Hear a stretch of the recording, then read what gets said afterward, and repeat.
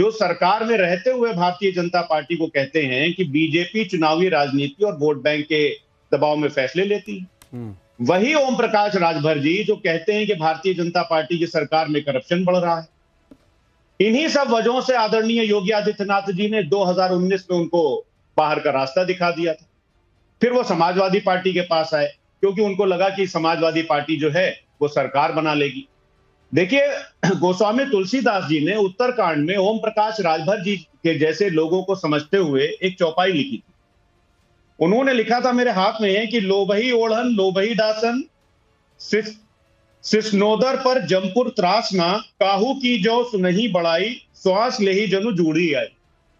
इसका मतलब यह हुआ, इसका भावार्थ भी लिखा हुआ है कि लोभ ही उनका ओढ़ना होता है, लोभ ही बिछौना होता है, और वो किसी दूसरे की बड़ाई सुन नहीं पाते हैं और वो सिर्फ और सिर्फ लोभ के लिए काम करते हैं।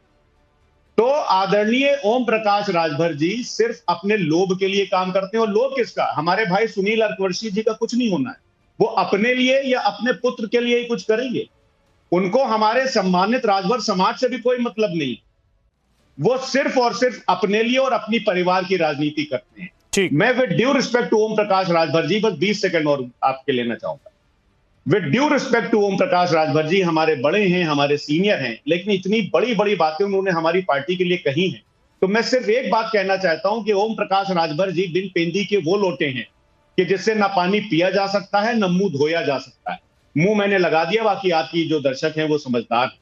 इनकी ना तो कोई विचारधारा है, ना विजन है, ना मिशन है।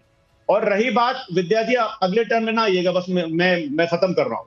रही बात समाजवादी पार्टी की, तो राहत इंदौरी ने एक बड़ा अच्छा शेर कहा है, वो मैं आपको सुना देता हूं। समाजवादी पार्टी की सारी चीजें आ जाएंगी उसमें कि सूरज चांद और सितारे मेरे साथ में रहे, जब तक अवाम का हाथ मेरे हाथ में रहे, हर बूंद तीर बन के उतरती है रूह में, तन्हा मेरी तरह कोई बरसात में रहे, और शाखों से टूट जाए वो पत्ते नहीं है हम, आंधियों को कोई बता दे कि औकात में रहे।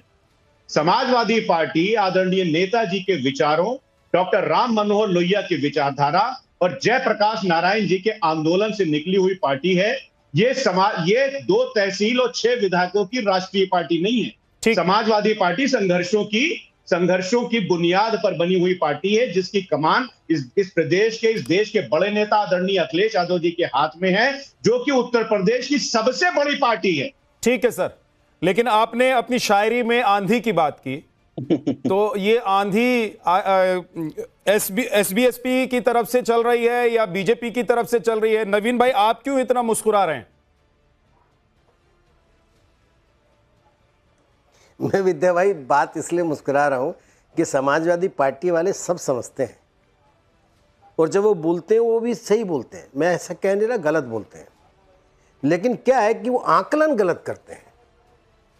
वो सामने वाले को तो कह रहे हैं कि तू बड़ा व्यक्ति है, बड़ा खतरनाक है, छोटी सी पार्टी का छोटा सा व्यक्ति, उसने इनकी पूरी बड़ी पार्टी जो विशालकाय पार्टी को हिला करके रख दिया, और जिसके बारे में बात कर रहे हैं पूरी पार्टी परेशान है, सब जवाब दे रहे हैं, लेकिन जो मुद्दई है रामगोपाल यादव जी वो गायब है, वो जवाब नहीं दे रहे हैं। मैं दे सब कुछ हो रहा है। एक छोटी सी पार्टी जिसको आधी लोकसभा के पार्टी बता रहे हैं, 4 बार बताया, वो हिल रही है, उसके कारण पूरी समाजवादी पार्टी विशालकाय पार्टी हिल गई। जवाब इनके पास है नहीं देने वाला, वो व्यक्ति गायब है रामगोपाल यादव। और यही नहीं, जयप्रकाश नारायण जी का इन्होंने अभी उल्लेख किया, उन्होंने सच कहा था, उन्होंने कहा था कि वो आंदोलन से निकली पार्टी है समाजवादी पार्टी। सत्य बात है, समाजवादी पार्टी आंदोलन से निकली, सही बात है, लेकिन समाजवादी पार्टी के बारे में उन्होंने कहा था कि काले चोर से समझौता कर लेना, समझ लोकसभा के अंदर बयान है राम लोहिया जी का कि लेकिन जो है कांग्रेस से समझौता मत करना। लेकिन समाजवादी पार्टी के लोगों ने कांग्रेस से जब समझौता किया, समाजवाद की हत्या कर दी, जयप्रकाश नारायण जी के आदर्शों की हत्या कर दी, राम मनोहर लोहिया जी के आदर्शों की हत्या कर दी। ये हत्यारे अपने आप को समाजवादी पार्टी का नेतृत्व करने वाला बनते हैं। ये एक पीढ़ी की पार्टी नहीं बची, ये केवल मुस्लिम पार्टी बनकर के रह गई। इस देश के अंदर 2 विचारधाराएं बच रही है, मैं बार बार कहता हूं। एक ये जो सनातनियों के साथ चलने वाली पार्टी है, जो लोग सनातनियों के साथ चलना चाहते हैं, बहुसंख्यक के साथ चलना चाहते हैं, बहुजन समुदाय हिताय बहुजन समाज सबके साथ मिलकर के चलना चाहते हैं, वो लोग उनके साथ जा रहे हैं जो नरेंद्र मोदी के नेतृत्व में काम कर रही है। दूसरे वो लोग हैं जो केवल मुस्लिम तुष्टीकरण की राजनीति करना चाहते हैं। ये जो सांसद टूटेंगे वो नरेंद्र मोदी जी के नेतृत्व में आएंगे। समाजवादी पार्टी के लोग अपने लोगों को बचाएं या ना बचाएं, आप ये कह रहे हैं ये जो लोग टूटेंगे वो नरेंद्र मोदी जी के नेतृत्व में आएंगे?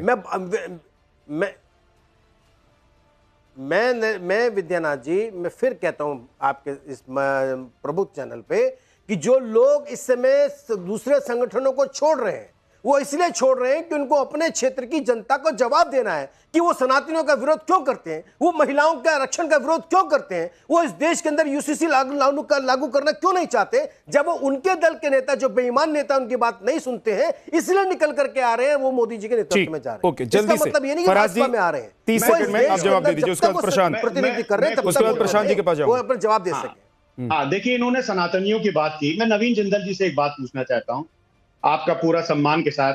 नवीन जी, अगर कोई विधायक किसी भी पार्टी का हो, वो अगर ये कहे कि पत्थरों के गिड़गिड़ाने से कुछ नहीं मिलेगा, पत्थरों को पूजना छोड़ो, उनके आगे गिड़गिड़ाना बंद करो क्योंकि वो कुछ नहीं दे सकता, तो उसको आप सनातनी मानेंगे या सनातनियों का विरोधी मानेंगे? बस हाँ या ना में जवाब दो, फिर आगे बढ़ता हूं। नहीं, हाँ ना में कैसे? किसी पत्थर के अंदर तो भगवान, हमारे कण कण में भगवान बसते हैं फराज भाई। गलत कहा ना उन्होंने, वो यानी कि सनातन का विरोध किया, यानी सनातन का सनातनी, यानी सनातन। किसी एक विधायक के कहने से, किसी एक विधायक के कहने से आप सनातन को, पूरे सनातन को। लेकिन एक बात देखिए, इसमें मत उलझिए, ये इसमें मत उलझिए। सुनिए, सनातन में आस्तिक और नास्तिक दोनों व्यवस्था, इसलिए इसमें मत उलझिए। जाति होई भावना जैसी, प्रभु मूरत देखी तिन तैसी, जिसको कुछ किसी को पत्थर में भी भगवान नजर आते हैं और किसी को भगवान में भी पत्थर नजर आ सकते हैं, इसमें मत उलझिए। जिन्होंने ये कहा था, तो हो सकता है वो नास्तिक है। भारतीय जनता पार्टी के विधायक हैं, कोई सनातन में नास्तिक का कभी स्वागत है। क्या करके नमाज पढ़ता है, कुछ दूसरी तरफ करता है। आप सोचो ना, आपकी तरफ पार्टी से निकाला गया, आप मुझे बता दो ना, जनता पार्टी, मुझे बता दो कुछ लोग किस तरफ। अरे जब लोग आप ही के समाज में देख लो ना भाई, एक लोग नमाज पढ़ते हैं काबा की तरफ करके, अब हो जाने दीजिए, आपने क्या बात कर रहे हो आप? तो इसलिए आप उनको कह दो कि वो मानने वाले नहीं है क्या? सुनिए विद्या जी, आप मेरी बात सुनिए। आप इस तरह से किसी को बांट नहीं सकते। अरे सर सुनिए, मैंने आपकी बात सुन ली। भारतीय जनता पार्टी के विधायक श्याम सिंह, जो कि गोपा मऊ के विधायक है, उन्होंने ये बात कही थी। उनको क्या पार्टी ने कोई शो कॉज नोटिस दी? क्या भारतीय जनता पार्टी ने उनको पार्टी से निकाला? नहीं निकाला, क्योंकि भारतीय जनता पार्टी सिर्फ और सिर्फ वोट की राजनीति करती है। रामगोपाल जी के बारे में भी बता भैया, ये बोल रहे हैं ना, ये आपकी सोच कहती है कि भारतीय जनता पार्टी ने कहा। एक सेकंड, पॉइंट पे रहिए। फराजी, पॉइंट पे, मुद्दे पर सर, आप विषय पे आ जाओ। रामगोपाल यादव ने अभी तक जवाब क्यों नहीं दिया? क्या वो भाजपा की समर्थन वाली जो एनडीए की सरकार है उसमें समर्थन देंगे रामगोपाल यादव के लोग? रुक जाइए ना नवीन जी, अगर टाइम बर्बाद होगा। नवीन जिंदल जी रुक जाइए ना, टाइम बर्बाद होगा। फराजी जल्दी से कंप्लीट कीजिए, 10 सेकंड। मेरा लेकिन स्टेटमेंट कंप्लीट होने दिए। हाँ, जल्दी से। आदरणीय रामगोपाल जी ने जो चिट्ठी इनके ये जो बता रहे हैं, जो दी है as per him, Amit Shah ji को उसमें पता है क्या लिखा होगा?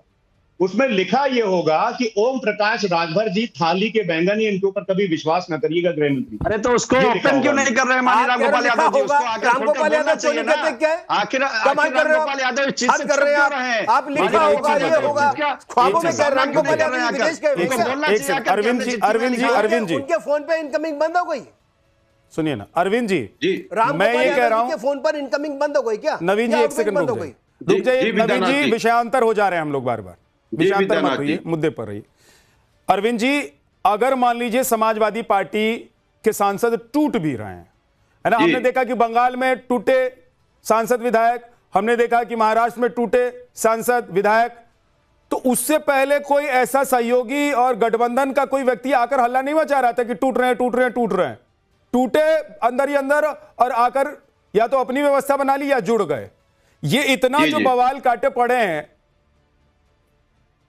एसबीएसपी के अध्यक्ष साहब, ये बवाल के पीछे कुछ है भी या सिर्फ ये चुनाव से पहले एक माहौल है?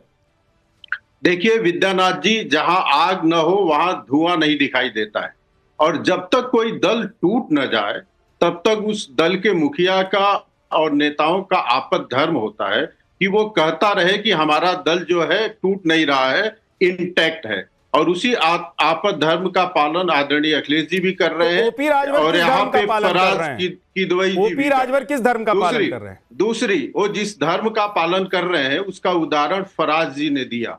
इन्होंने कहा हम वो पत्ते नहीं है साग के जो टूट जाए। देखिए, पत्ता तो टूटता ही है, उसको पतझड़ आने का इंतजार होता है। कोई भी ऐसा पत्ता नहीं बना है जो न टूटे, शाखाएं नहीं टूटती है। मैं शुभकामना देता हूं कि समाजवादी पार्टी शाखा बने और फराज किदवई जी जब डिबेट में आए तो समाजवादी पार्टी को पत्ता न बनाए, चाहे किसी शेर के द्वारा या स्वयं के अनुभव के द्वारा, अपने पार्टी को डाल बताएं, वृक्ष बताएं। जब पत्ता बनेंगे तो टूटना तो तय ही हो जाएगा, पतझड़ आएगा और टूट जाएंगे। एक शेर से मैं अपनी बात मैं पूरी करूंगा कि बर्बादे गुलस्ता करने को बस एक ही उल्लू काफी है, हर डाल पे उल्लू बैठा हो, अंजाम गुलस्ता क्या होगा। चाहे टीएमसी हो या उद्धव सेना हो, क्यों टूटी है? केवल परिवारवाद के एक व्यक्ति को आगे करने के कारण, उसके अहंकार के नाते, उसके भ्रष्टाचार के नाते। समाजवादी पार्टी में तो परिवारवाद ऊपर से नीचे तक भरी पड़ी है। भैया भी है, भाभी भी है, चाचा भी है, चाची भी है, भाई भी है और भतीजा भी है। इसमें पीडीए के लिए जगह क्या है? ये तो विशुद्ध रूप से पारिवारिक डेवलपमेंट पार्टी है। इनको समाजवादी पार्टी का नाम हटाकर पारिवारिक पार्टी रखना चाहिए। ये डॉक्टर राम मनोहर लोहिया जी का भी अपमान है। जैसे टीएमसी टूटी है, जैसे उद्धव सेना टूटी है, उसके पीछे जो जो कारण थे, वो सारे तत्व, वो सारे कारण यहाँ भी मौजूद है। आज नहीं तो कल मेरा मानना है समाजवादी पार्टी का टूटना तय है, क्योंकि यहाँ भविष्य नहीं है, यहाँ केवल भविष्य परिवार। मेरा एक सवाल है, देखिए जी, पश्चिम बंगाल में पार्टी टूटी, टीएमसी की, सत्ता से गए। हमने देखा कि महाराष्ट्र में जो भी हुआ उसके पीछे भी सत्ता का खेल था। अभी तो समाजवादी पार्टी सत्ता में है नहीं, विपक्ष में मजबूती के साथ है, और ये उत्तर प्रदेश है। यहां की राजनीति को पश्चिम बंगाल या महाराष्ट्र की राजनीति से जोड़ना बड़ा मुश्किल है प्रशांत जी। लेकिन अगर अंदर खाने कुछ बात नहीं चल रही है, अगर अंदर खाने सब कुछ ठीक है, तो इतनी हवाबाजी तो नहीं हो सकती है। ओपी राजभर तो नाम ले लेकर बता रहे हैं, अब इससे ज्यादा क्या बताएंगे? बताइए ना, कि लिस्ट थमा देंगे क्या कि लीजिए ये सांसद जा रहे हैं, टूट रहे हैं? देखिए, अभी आपके दर्शकों को प्रणाम और सभी को पैनलिस्टों को प्रणाम करता हूं मैं। और आपकी जो चर्चा का विषय है वो बेसिकली जो भविष्य में होने वाली घटनाएं हैं उनके बारे में आप अनुमान लगा रहे हैं। और जहां तक ओपी राजभर जी के बारे में उत्तर प्रदेश की जनता ने देखा है, तो वो राजनीति के एक न्यूसेंस फैक्टर है। वो हर समय पे ऐसी कुछ ना कुछ बात या कुछ ना कुछ ऐसा विवाद क्रिएट करते रहते हैं जिससे उनकी राजनीति के अंदर चर्चा बनी रहे और उनका महत्व बना रहे।